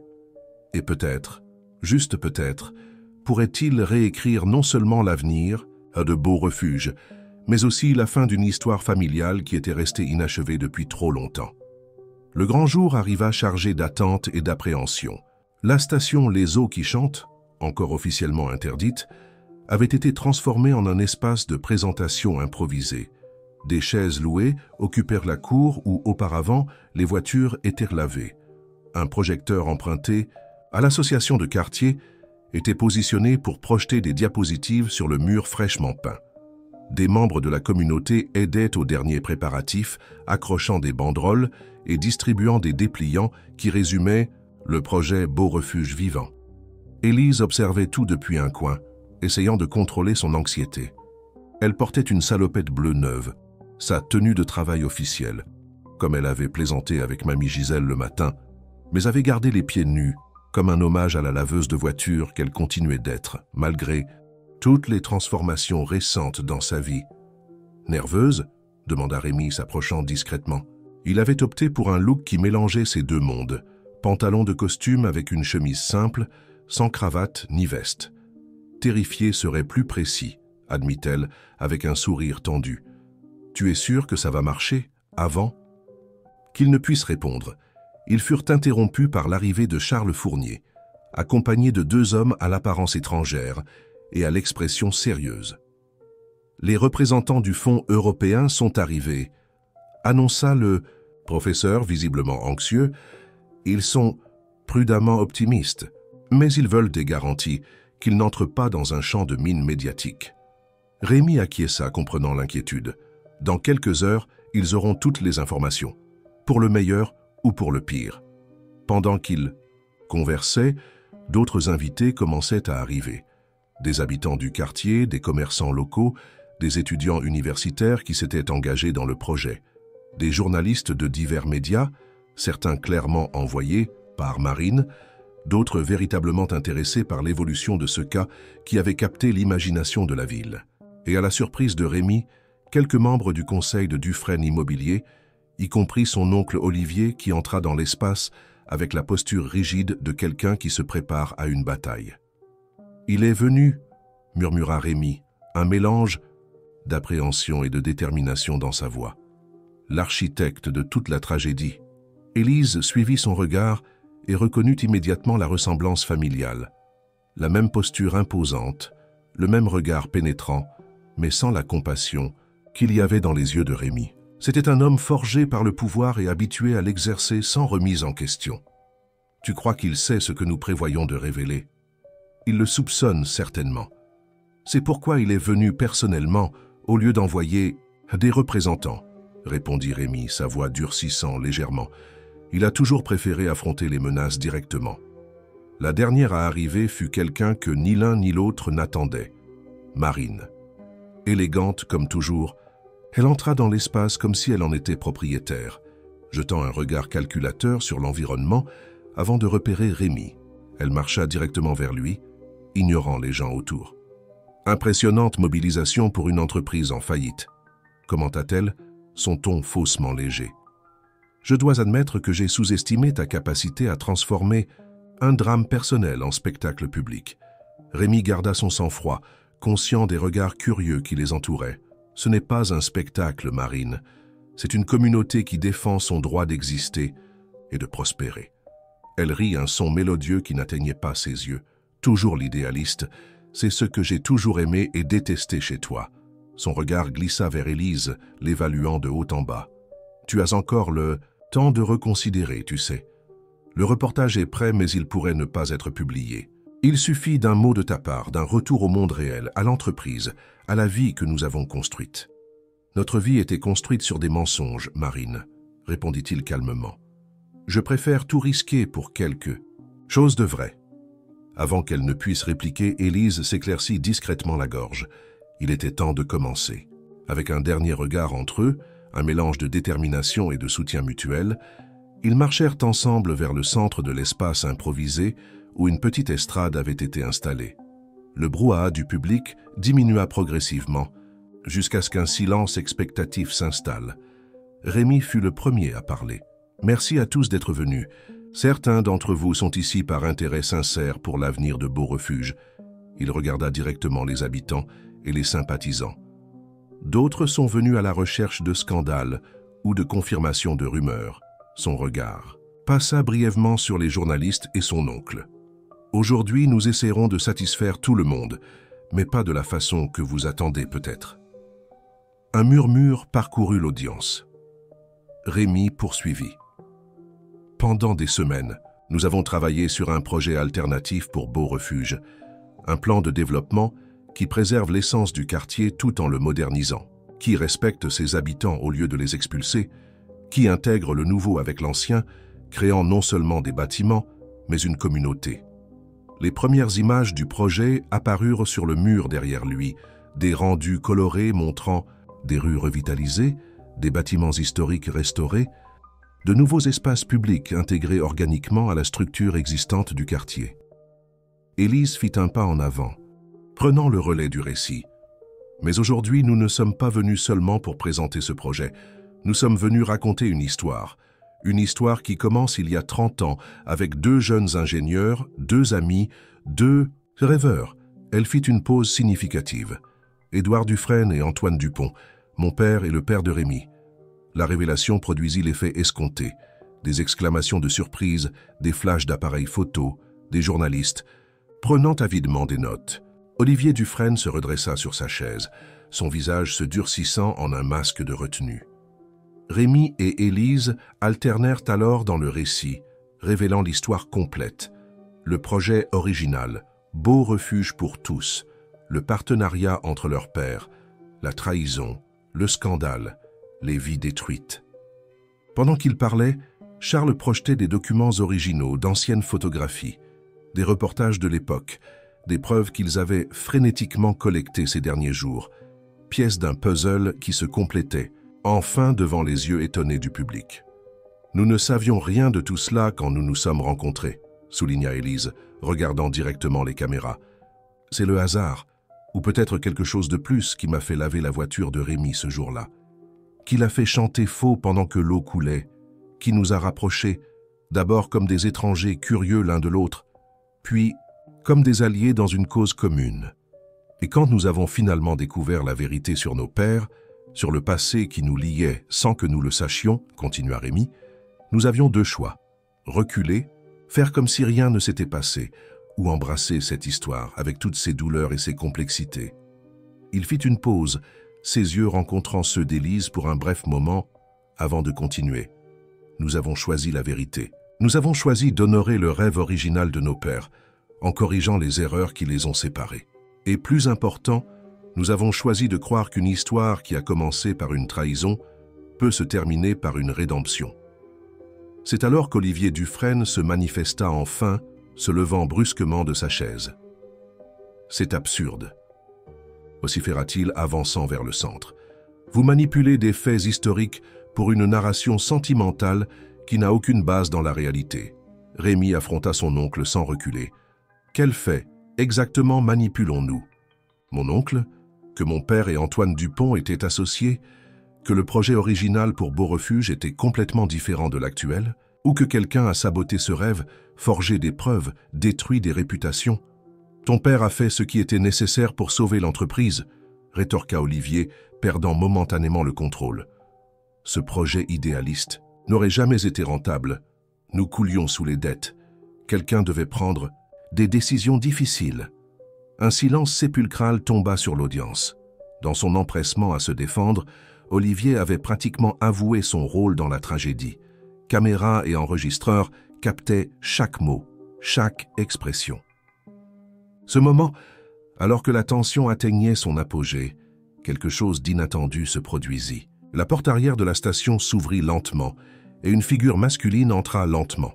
Un homme d'une soixantaine d'années, aux cheveux grisonnants, aux yeux fatigués mais intenses. Il marchait avec l'attitude de quelqu'un qui porte un poids invisible, mais il y avait de la dignité dans chaque pas. Mamie Gisèle, qui observait tout depuis un coin, fut la première à le reconnaître.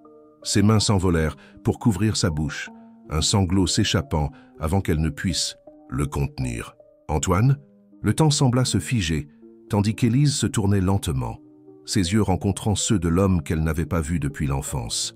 L'homme que, jusqu'à quelques jours auparavant, elle croyait avoir abandonné sa famille par lâcheté. Son père... Papa? Le mot s'échappa comme un murmure, chargé de décennies d'absence, de questions sans réponse, de chagrins non résolus. Il avança avec hésitation, un triste sourire illuminant brièvement son visage vieilli. « Je suis venu quand j'ai vu la nouvelle dans le journal. À propos de la station de lavage, de la lutte pour sauver le quartier, expliqua-t-il, sa voix rauque d'émotion. Je n'aurais jamais imaginé te trouver ainsi, continuant ce que j'ai commencé il y a si longtemps. » Cette rencontre inattendue transforma complètement la dynamique de l'événement. D'une présentation soigneusement planifiée pour révéler des vérités cachées, elle devint un moment humain, authentique, chargé d'une émotion brute qu'aucune stratégie de relations publiques n'aurait pu fabriquer. Les caméras captaient les retrouvailles entre père et fille, l'étreinte hésitante puis désespérée, les larmes qu'ils ne cherchaient pas à cacher. Et dans les yeux de tous les présents, même les plus sceptiques, il était impossible de ne pas voir la puissance de cette histoire. Ce n'était plus seulement une question de projet urbain, d'intérêts immobiliers ou de disputes d'entreprise. C'était une question de rédemption, de seconde chance, de cycle qui se ferme et recommence. Lorsque finalement les esprits se calmèrent et que la présentation put continuer, quelque chose avait fondamentalement changé dans l'atmosphère. L'hostilité initiale de beaucoup s'était transformée en curiosité, voire en empathie. Les représentants du Fonds européen chuchotaient avec animation entre eux. Certains conseillers de Dufresne Immobilier semblaient véritablement intrigués par la proposition alternative, tandis qu'Olivier isolé émanait une fureur contenue. À la fin de la présentation, lorsque les applaudissements spontanés surgirent du public, Rémi et Élise échangèrent un regard d'espoir prudent. Ils avaient en tout misé sur la vérité, la transparence, la force d'une histoire qui transcendait les intérêts individuels. Maintenant, seul le temps dirait si ce pari avait été suffisant pour sauver non seulement une station de lavage ou un quartier, mais aussi pour guérir des blessures familiales ouvertes depuis 3 décennies. Ce que ni l'un ni l'autre ne pouvaient prévoir à ce moment-là, c'est comment ce jour transformerait non seulement leur vie, mais la ville de Paris elle-même, inaugurant une nouvelle façon de penser le développement urbain qui résonnerait bien au-delà des frontières de Beau-Refuge. 3 mois s'écoulèrent depuis la présentation historique à la station Les Eaux qui chantent. Le printemps parisien s'épanouissait, apportant couleur et vie renouvelée aux rues de Beau-Refuge, presque comme un reflet des transformations profondes que le quartier commençait à vivre. À l'endroit où fonctionnait auparavant une simple entreprise familiale, s'élevait maintenant le centre communautaire Les Eaux qui chantent, le premier bâtiment achevé du projet Beau Refuge Vivant. La structure de base de la station avait été préservée, mais agrandie et modernisée.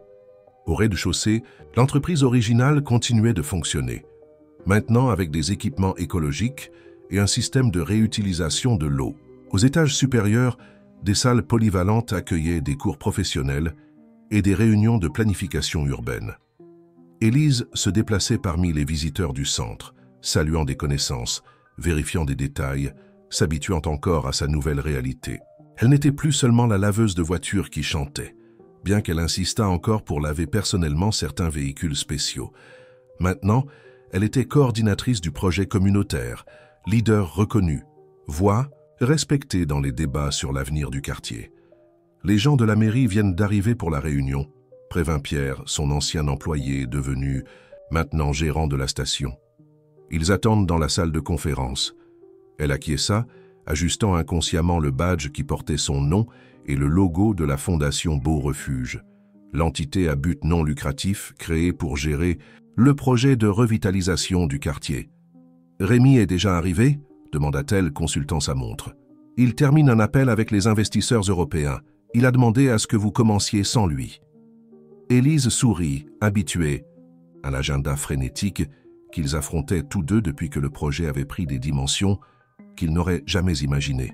Après la couverture médiatique explosive de l'événement Révélation, avec des titres comme « Des enfants reprennent le rêve trahi de leur père » et « La station de lavage qui a lavé le passé de Paris », une vague de soutien surprenante s'était formée.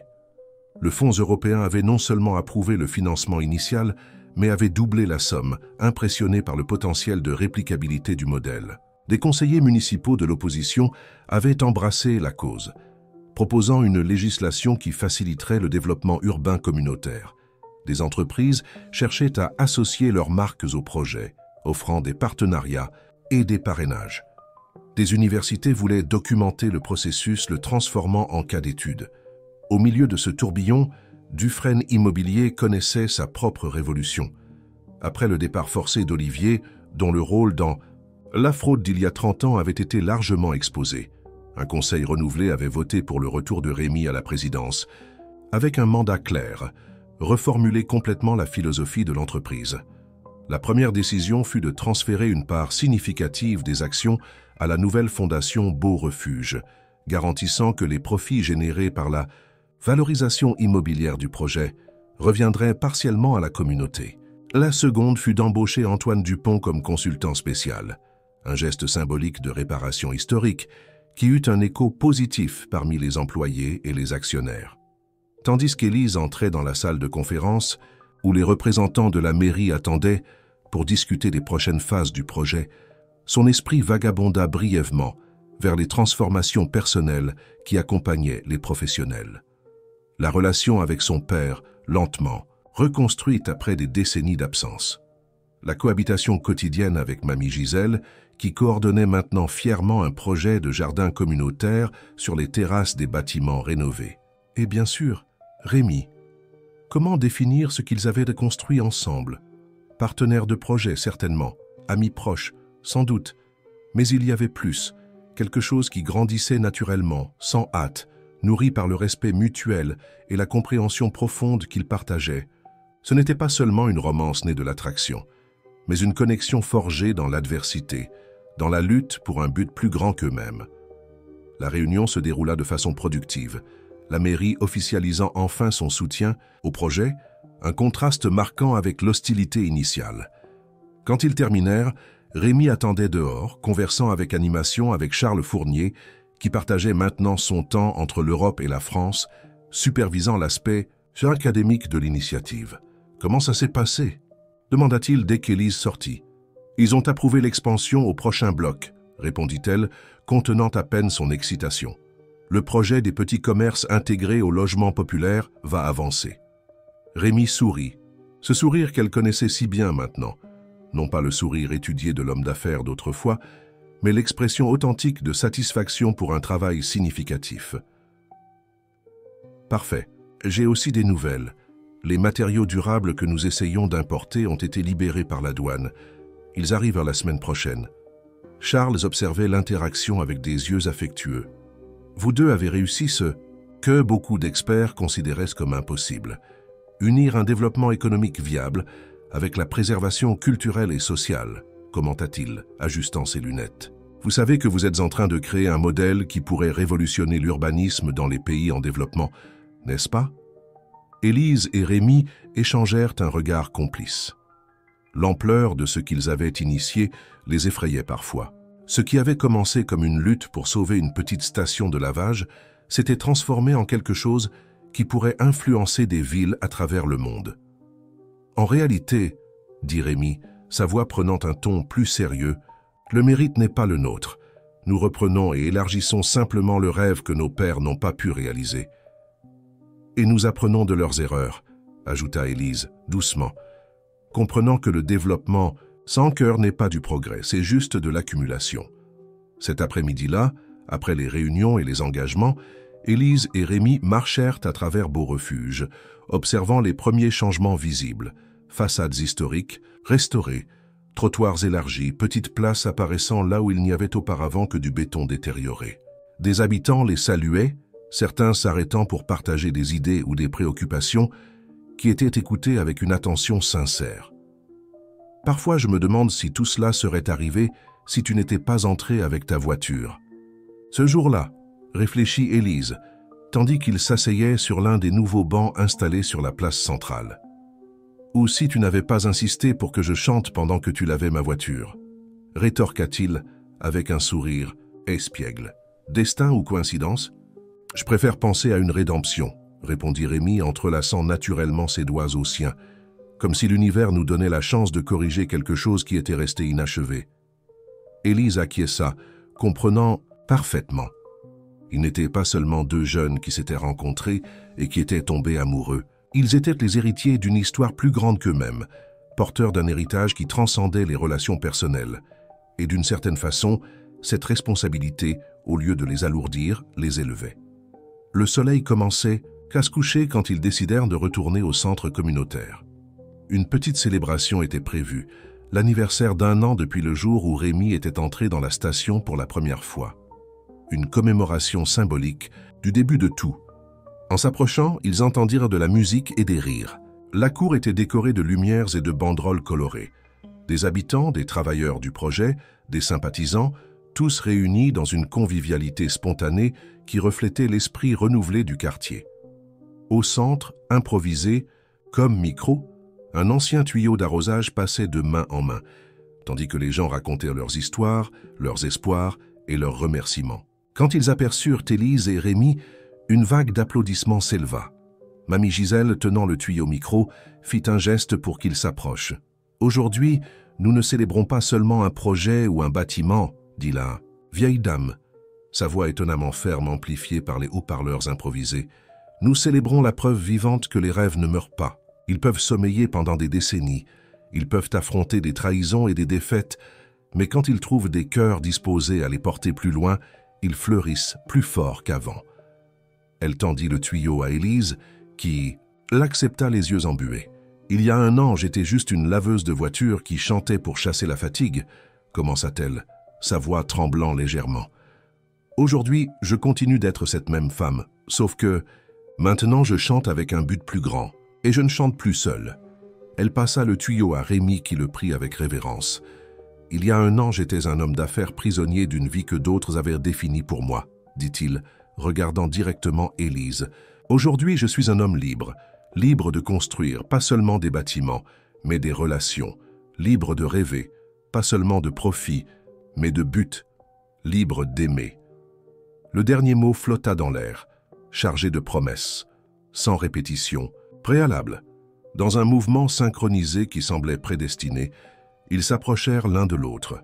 Le baiser qu'ils partagèrent, dont toute la communauté fut témoin, scellait non seulement un engagement entre 2 personnes, mais une alliance entre passé et futur, entre rêve et réalité.